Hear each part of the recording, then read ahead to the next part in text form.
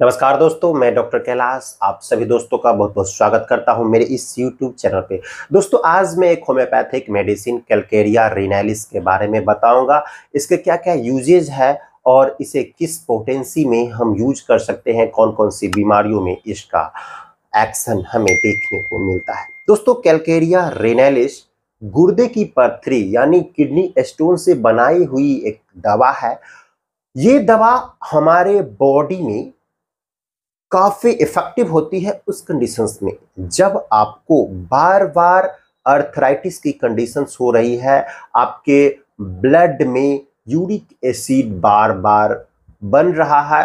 अगर uric acid बढ़ जाने के कारण आपको जो छोटे छोटे जॉइंट्स है, जैसे कि फिंगर्स जॉइंट्स होते हैं या आपके एल्बो जॉइंट्स वगैरह, उसमें क्या होता है कि उसमें छोटे छोटे जॉइंट्स में छोटे छोटे बम्प्स हो जाते हैं, जिसे अर्थराइटिक नोडोसाइटिस कहा जाता है। दोस्तों, मैं एक पिक्चर लगा देता हूं, यहां पर आप देख रहे होंगे कि फिंगर के जॉइंट्स में जो है सो गांठ बन चुका है, यानी कि वहां पे सूजन आप कह सकते हैं, जिसे नोडोसाइटिस कहा जाता है।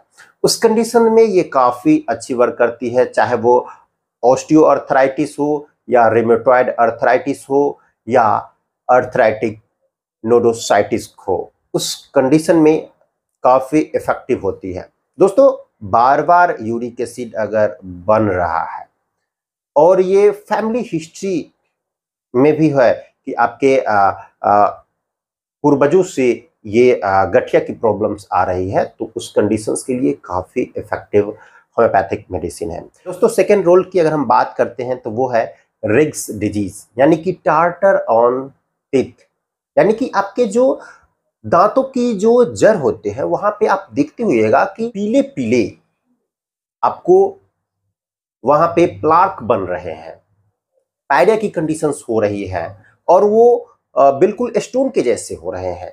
अगर आपको गठिया की प्रॉब्लम है, अर्थराइटिस की प्रॉब्लम है, यूरिक एसिड बढ़ रहा है, तो आपके दांतों में पायरिया की कंडीशंस हो जाएगी, उसमें टार्टर होने लगेंगे, यानी कि आपके गम्स में भी सूजन देखने को मिलेगा, आपके दांतों में दर्द होगा, पैरिया की कंडीशंस हो जाएगा। यहाँ पे एक मैं पिक्चर लगा देता हूँ, यहाँ पे आप समझ सकते हैं कि टार्टर क्या होता है, प्लाक क्या होता है। तो प्लाक बनने लगते हैं, आपके दांत पीले होने लगते हैं। पीले होने के साथ साथ उसको आप जब आप ब्रश करते हैं तो ब्रश करने के बाद आपके मुंह में ऐसा लगता है कि जैसे कोई कंकर पत्थर जैसे दांतों से निकल रहा है, गम्स में सूजन हो जाएगी।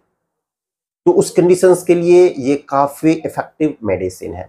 दोस्तों, थर्ड जो है इसका मेन एक्शन जो है वो है रीनल कैलकुलस, यानी कि किडनी स्टोन। बार बार किडनी स्टोन हो रही है, यूरिक एसिड डायथेसिस है, आपको अर्थराइटिस की प्रॉब्लम है, उसके साथ साथ आपको रीनल स्टोन है, किडनी स्टोन बन रहा है, आपके यूरिन में ग्रेवल आ रहा है, यानी कि ग्रेवल कहने का मतलब होता है पत्थर, छोटे छोटे कण होते हैं, पत्थर के टुकड़े होते हैं।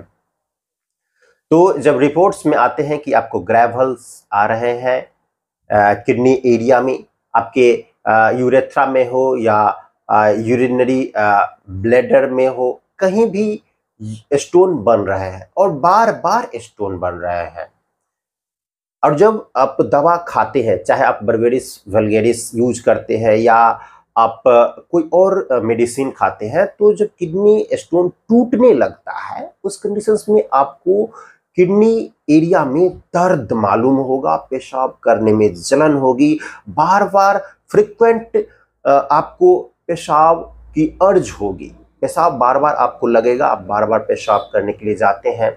और जब आपको किडनी स्टोन का दर्द होता है तो कभी कभी आपको पेशाब में से ब्लड भी आ सकते हैं, उस कंडीशंस में आपको वॉमिटिंग भी हो सकती है। दोस्तों, ये कंडीशंस बच्चों में भी देखने को मिलता है कि जब वो बच्चे पेशाब करने के लिए जाते हैं तो दर्द के कारण और वॉमिटिंग भी हो जाता है। तो दोस्तों, इस कंडीशंस में कैलकेरिया रेनालिस काफी अच्छी यूजफुल होती है और इसके रिजल्ट अच्छे देखते हैं।